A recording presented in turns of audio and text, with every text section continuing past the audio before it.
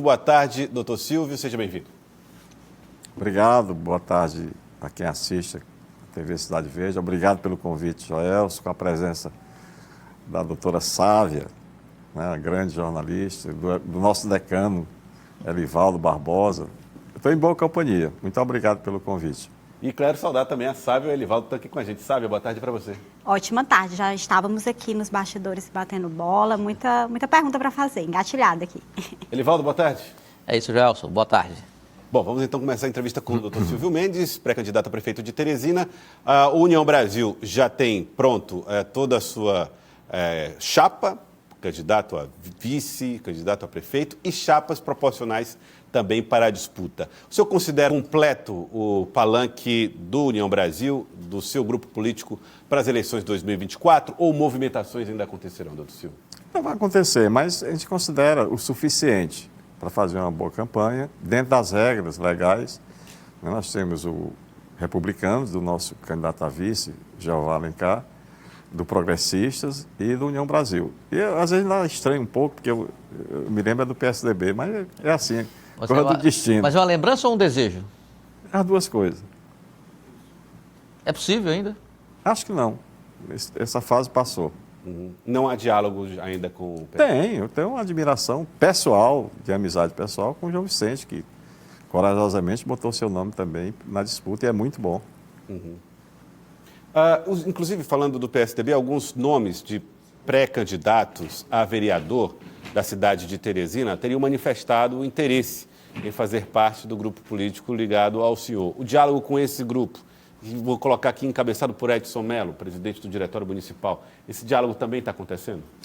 Não, porque foi um momento atrás, né? Eles conseguiram se organizar, o partido tem um candidato e, naturalmente, é bom que tenha vários candidatos para a população ter alternativa de escolha.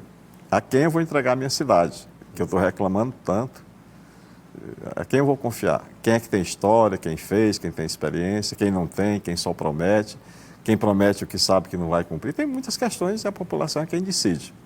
Muito bem. Sabe? Doutor Silvio, eu estava acompanhando suas redes sociais, eu vi lá um recorte de uma participação sua num podcast e o entrevistador o questionou sobre a proposta do pré-candidato do PT, Fábio Novo, a respeito do transporte público em Teresina, especificamente zerar a tarifa do transporte público, e eu percebi que na sua resposta o senhor deu uma risadinha. Eu queria saber o que é que significa essa risada. O senhor acha que não é exequível, não é possível fazer isso, ou é possível fazer, mas seria de outra maneira? Como é que o senhor enxerga a solução para esse problema? O transporte coletivo é uma espinha na garganta, né, de Teresina e várias cidades. Deixa eu te atualizar, sabe? O projeto, o plano diretor do Sistema de Transporte Coletivo e do Sistema Viário de Teresina foi feito na minha gestão, por um piauiense chamado Santana, um engenheiro de tráfego, que fez Brasília, Curitiba e Rio de Janeiro. Muito experiente, e ele veio pessoalmente fazer o nosso. Ele tem um começo, um meio e um fim. Ele tem uma proposta absolutamente óbvia até, e eu até sugiro que vocês possam conhecer. Ele identifica os problemas, até as pontes, onde é que deverão ser construídas, as avenidas, as ruas carregadas, enfim. E nessa proposta, ela tem, por exemplo, a possibilidade de você encurtar o tempo de viagem de quem mora no Grande Liceu para o centro em 24 minutos, que é praticamente uma hora indo e voltando. Então, isso é uma questão de coisa. Segundo, essa história de preço de passagem, Teresina tem uma que não é comum nas capitais. Ela tem uma tarifa social, que foi feita pelo Alferraz e até hoje é mantida. Mesmo com o sistema ruim, mas é mantida. Você mora na Vila Irmã Dulce ou no Jockey Club, com distâncias absolutamente diferentes, e para o centro da cidade é o mesmo preço. Qual é a importância? É que quem mora mais distante, supostamente, tem um poder aquisitivo menor e precisa mais do transporte público. Embora tenha caído muito a quantidade de passageiros, por conta seja da moto, seja do poder aquisitivo, e reflete, por exemplo, no centro da cidade. O centro da cidade está sofrendo essas consequências. Muitas lojas fechadas, a volta do ambulante para a rua. Então, é uma engrenagem que tem que ter muito cuidado. Nada é de graça. Nada é de graça. Se você colocar subsídio, dinheiro público no sistema, seja ele qual for, a população está pagando, né? transporte de graça em Teresina não tem margem, a prefeitura não tem margem. Olha lá, vamos para os fatos. Se diz que a prefeitura está devendo hoje mais de 600 milhões de reais a fornecedores. Está faltando remédio no HUT. Ontem, antes de ontem, um médico me passou que na UTI estava faltando 21 medicamentos. Uma mãe me disse ontem à noite que o filho dela morreu na cidade de Queimados. Hoje, eu não queria falar, mas vou falar. Uma mãe aqui do Monte Castelo tem um filho de 14 anos de idade, ele tem pé torto, como se fosse um pé torto congênito, mas é um problema neuromuscular. Esse menino tem 14 anos, não caminha. Ele não vai para a escola. Tentou internar no Sistema Único de Saúde de Teresina, uma coisa relativamente simples de corrigir, e não foi possível. O que é isso? Então, eu vou operar esse menino. Eu vou suspender minha campanha numa tarde e vou operar essa criança. E ela vai voltar a andar como merece andar. Então, me desculpa estar colocando essas coisas, mas é a situação de saúde pública que nós estamos enfrentando e é quem causa mais sofrimentos na cidade. É saúde. Saúde pública, o senhor acredita que seja o maior desafio? E que tipo de solução se pode dar no setor saúde em Teresina? Vamos contar essa história novamente. Na gestão Mão Santa, Teresina assumiu a gestão do SUS em Teresina. E nós organizamos o sistema de uma forma bem rápida. Primeiro, levantamos a capacidade instalada, que rede nós tínhamos de assistência, que os serviços a gente poderia ofertar. Descobrimos que mais da metade dos serviços, consultas e exames, não eram utilizados e eram pagos. E o que foi que nós fizemos? Que talvez vocês não saibam. Mas nós abrimos para o município do interior, 51 cidades, marcar sua consulta lá na origem, para poder vir com dia, hora e lugar médico que ia se atender. Evitava despesa, ficar em pensão, e a pessoa vinha. A gente não fez propaganda disso, mas fizemos. A primeira central de regulação para marcar consulta, para mim, sabe, naquele tempo, eu trabalhava no Ministério da Saúde, demorava 4 meses para marcar uma consulta para mim. E isso é imoralidade. Então, nós fizemos uma central, ofertamos o serviço, marcava até para o dia seguinte, por uma questão de gestão, usar as ferramentas que estão disponíveis. Então, qual é a novidade que eu posso trazer para vocês hoje aqui? Essa central ficou obsoleta, porque ela não evoluiu. Nós demos, inclusive, para o Ministério da Saúde, que não tinha uma central de regulação, eles não tinham, nós demos, e o sistema é único. Então, o que é do Estado, do município ou da União, tem que ser compartilhado. O que é bom, a gente copia. Então, qual é a novidade que eu trago? Essa central ficou obsoleta, e hoje, por exemplo, a presença digital, que é uma expressão da área tecnológica, o que é que ela vai fazer? Se eu voltar à prefeitura, vai ser a primeira coisa que eu vou fazer do ponto de vista de assistência à população. Ela vai encaminhar os exames de laboratório para o cidadão. Ele vai ter acesso, ele é coletado, é feito aqui na Zona Sul de Teresina, no laboratório, que faz 10 mil exames por dia. E pouca gente sabe. Então, o próprio cidadão, como no laboratório privado que ele paga, ele vai ter o direito de imprimir o exame que ele deseja e precisa. No caso da consulta, vai ser agendado através da rede de atenção primária, em qualquer bairro, inclusive na zona rural, através da internet. Esse sistema está onde? Ele foi copiado porque nós trocamos informações também com Curitiba, que sempre teve um grande sistema de saúde. Então, tem muita coisa que a gente copiou de lá e tem muita coisa que ele copiou de cá. Então, lá tem um sistema chamado Saúde Já. Você agenda, seja consulta especializada, seja exames, e você sabe, você tem o direito de marcar mais perto da sua casa, com o médico que você deseja, será feito. Isso não é coisa do outro mundo. A plataforma digital permite fazer. Então, uma das primeiras coisas, por quê? Porque você não precisa de dinheiro, pelo contrário, você vai reduzir custo e ampliar a oferta de serviço. Plataforma digital. E ela vai mais além. Por exemplo, ela tem um sistema, e Curitiba já usa, e nós vamos copiar, toda a matrícula da rede pública da Prefeitura de Teresina vai ser via internet. Não precisa você ficar na fila, nem ficar... Não, escolha a sua escola, matricule seu filho daquela escola que for mais conveniente. É uma plataforma absolutamente acessível, fácil, autoexplicativa. Então, coisa que facilita a vida do cidadão. Outra coisa que essa mesma plataforma pode permitir. Um investidor em Teresina, para ele fazer... Vou citar o nome. O Marco Luciano tem uma construtora, mas todas as outras são iguais. O Fernando Forte, o Zé Luiz, eles... Para ele construir um prédio, ele demora, em média, 2 anos entre pensar e começar. Alvará, cartório, não sei o quê. Os cartórios mudaram agora, estão mudando os seus escrivães. No caso da prefeitura, ela não evoluiu. Eu construí um prédiozinho lá no quintal da minha casa, para dar para os meus netos. Eu demorei 8 meses para eles me darem um alvará de construção. Isso não é possível. Com essa plataforma, você dá em até 48 horas a autorização para a construção. Quem é que ganha? A cidade. O emprego, que vai aumentar, a rapidez do negócio, o comprador vai comprar mais rápido. Então, qualquer negócio onde todos ganham, ele é bom. Para candidato, eu vejo que o senhor tem aí um exemplar da sua proposta de plano administrativo a apresentar na campanha. E certa vez eu, olhando, e vi ali um capítulo que trata do centro de Teresina. O senhor, inclusive, participou recentemente de uma mesa redonda lá nos empresários do setor logista. O que a gente percebe? Vários projetos já foram feitos lá, inclusive na sua gestão, o shopping da cidade, o governo do estado já fez um complexo ali do Teatro 4 de Setembro, os lojistas já investiram também no setor que compete ao segmento privado.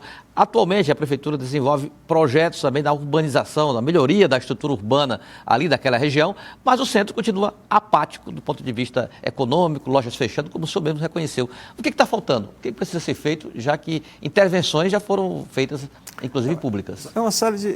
você viu aqui o documento? O documento, ele coloca aqui exatamente deixa eu procurar aqui.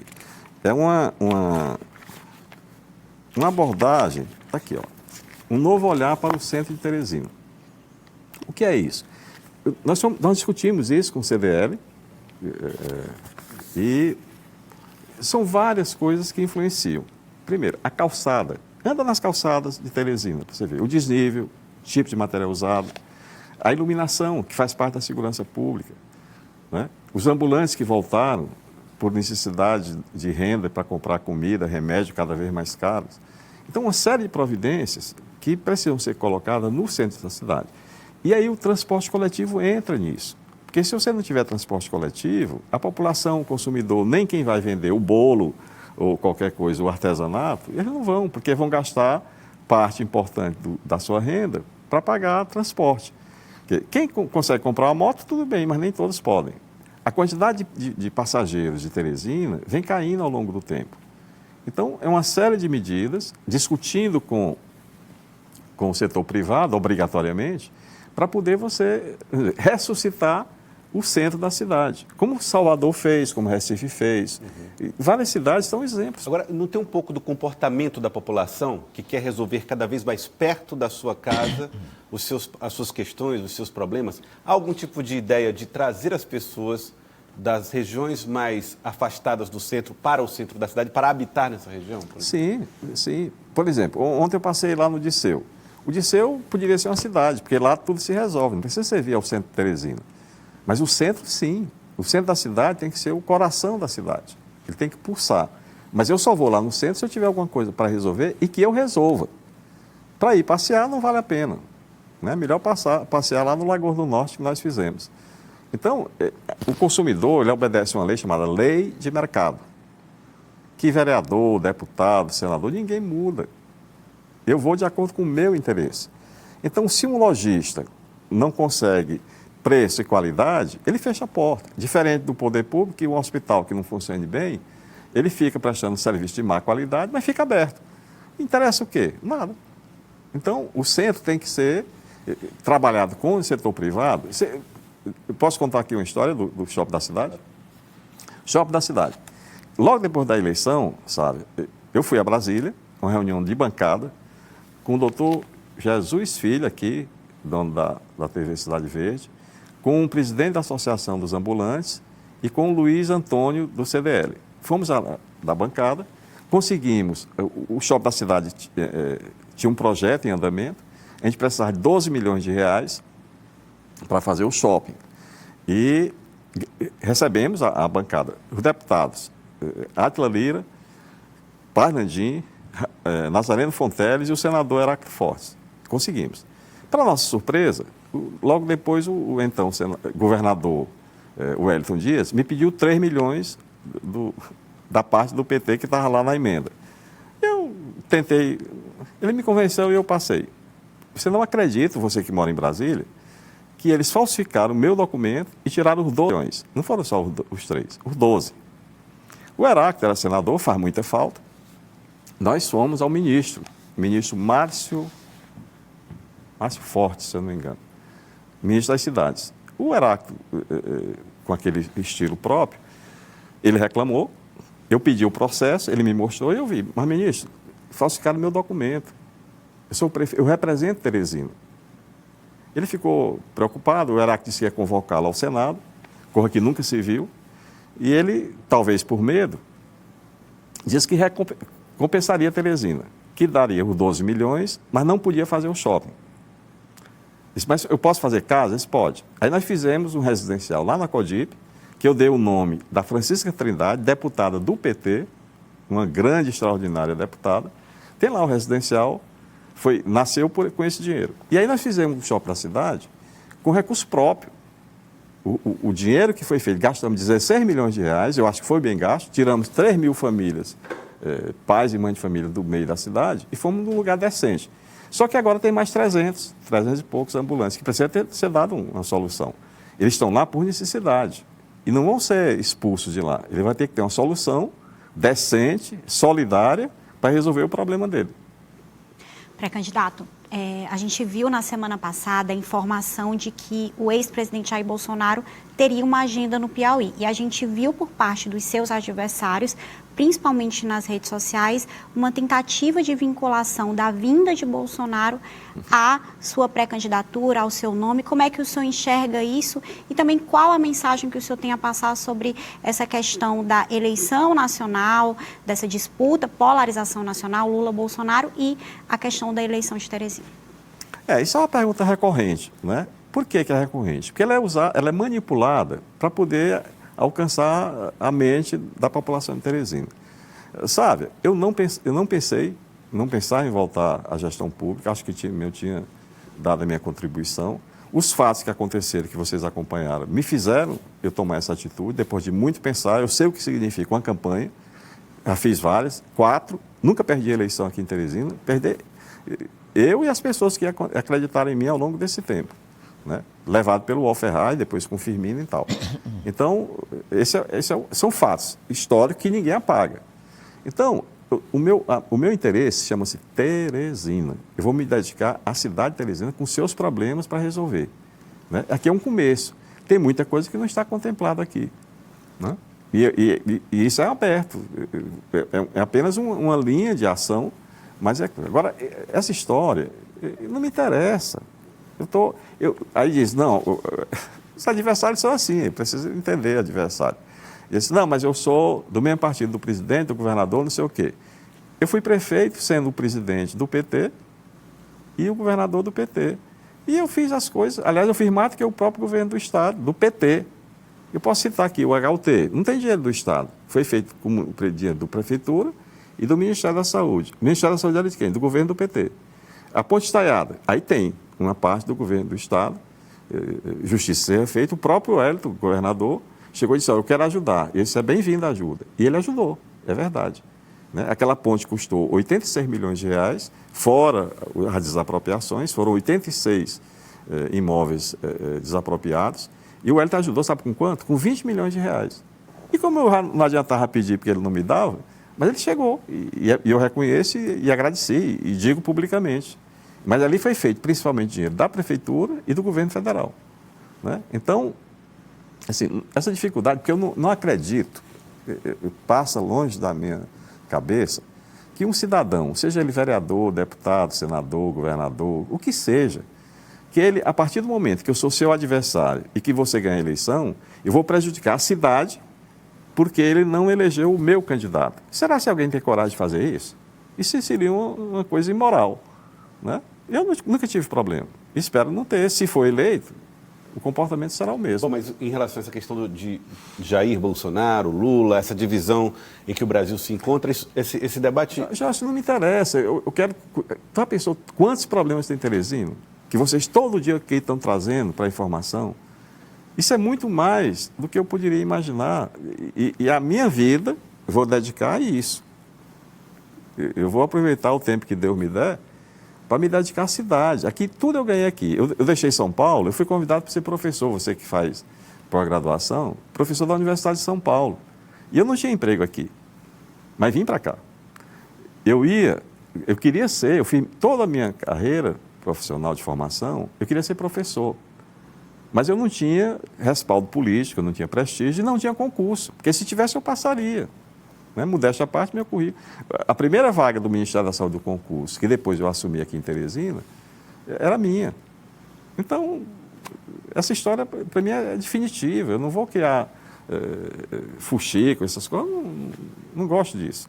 Minhas coisas são muito objetivas. O senhor sempre avalia os pleitos aqui em Teresina com essa defesa que o senhor faz agora há pouco. O senhor disse que nunca perdeu eleição em Teresina. Mas como eleição municipal, a última vez que o senhor concorreu foi em 2008, quando buscou a reeleição, foi reeleito, inclusive muito bem votado. Isso. Mas ali era uma situação em que o senhor era prefeito, candidato à reeleição, estava no poder. Agora é uma situação completamente diferente, o senhor está na oposição, o partido não é mais o mesmo e não tem a mesma estrutura que o senhor tinha. E enfrentará, nesse cenário que está se desenhando para a eleição municipal deste ano, uma coalizão partidária de densidade política extremamente forte em relação ao que o senhor montou, com a estrutura que o senhor montou hoje. Esse cenário não preocupa o senhor? Ou seja, o seu palanque em relação ao palanque do adversário que é ligado ao governo do Estado, do PT? Elivaldo, eu não tenho problema de falar de dinheiro, tá certo? Eu nunca menti, nunca roubei, nunca enganei, isso eu aprendi na minha casa. E na minha vida inteira foi assim. Dinheiro é não mais do que uma ferramenta para fazer o que tem que ser feito. Ponto. Você pode me chamar de careca e tal, pode. Eu sou careca e assumo que eu já tenho uma idade avançada. Tenho, graças a Deus eu tenho. Né? Eu tenho experiência e fiz. Prestei conta de tudo que se fez em Teresina. Eu mandava para cada casa o que é que tinha feito, que obra foi. Eu fiz mais de 3.000 obras e mandava para casa a prestação de contas. Só uma foi reclamada que não tinha sido feita. E era verdade. Um morador do Disseu que foi dado como uma rua calçada e não tinha sido calçada. A empresa quebrou, mas não recebeu o pagamento. E nós fomos agradecer. Isso é cidadania. Então, essa história de dinheiro não me assusta. Mas a estrutura será assim o dinheiro? Não, não, Elivaldo, Teresina é uma cidade que não se rende. O Firmino dizia muito isso com muita frequência. Não se rende, não se vende. Eu não acredito que, por mais dinheiro que tenha, e se começa a se ter notícia, nem sempre merecedora de crédito, que tem o dinheiro do mundo todo aqui. Tá certo? Então, não acredito que o teresinense seja capaz de fazer isso. Né? Criaram um personagem. Quem foi que criou o personagem do nosso prefeito? Ele é meu prefeito. Criaram um personagem. Quem foi que criou esse personagem? O PT e o MDB. O doutor Pessoa foi criado, originou daí. Criou um personagem, ele foi um personagem importante, ganhou a eleição. Pronto, eu torço que ele tenha sucesso na gestão. Não foi o que aconteceu. Por quê? Principalmente, sabe, porque a equipe não é boa. E nós tivemos sorte na feitura da nossa equipe. O secretário de Planejamento, Freitas Neto, olha o luxo de você ter o Freitas Neto. Ex-ministro, governador, deputado, senador, secretário de Planejamento de Teresina, na nossa gestão. Chefe de gabinete, Charles Silveira, professor universitário, ex-reitor, não sei o quê. Tá certo? O Felipe, o único parente que foi, que não queria ir, mas foi quem ajeitou as finanças do município. E é por isso que a gente conseguiu fazer. A equipe de engenharia das SDUs não foi por indicação política, foi por mérito. Então, é muito simples de entender. Eu quero agradecer ao senhor, doutor Silvio. Muito obrigado pela participação com a gente aqui no Jornal do Piauí, pré-candidato a prefeito de Teresina pela União Brasil. Obrigado por aceitar o nosso convite. Obrigado a você. Obrigado. Eu falo muito, né? Mas esse questionário tem que responder para não ter dúvida. Obrigado a você, a Sávia, ao Elivaldo, à TV Cidade Verde, sempre à sua disposição. Tá certo. Muito obrigado, doutor Silvio Mendes.